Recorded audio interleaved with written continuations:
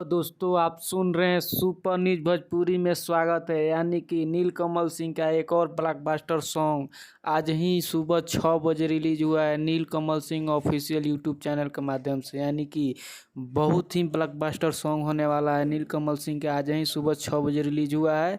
Song का नाम है ससुरा बा 7 किलोमीटर। क्या यूनिक टाइटल है। इस सॉन्ग को लिखे हैं आशुतोष तिवारी जी और गोविंद अरमानी जी। यानी कि इस सॉन्ग को दो आदमी मिल के लिखे हैं, आशुतोष तिवारी और गोविंद अरमानी जी। और इसमें म्यूजिक डायरेक्टर हैं आर्या शर्मा जी। यानी कि वीडियो डायरेक्टर किए हैं पवन पाल जी। ये बहुत ही ब्लॉकबस्टर सॉन्ग होने वाला है।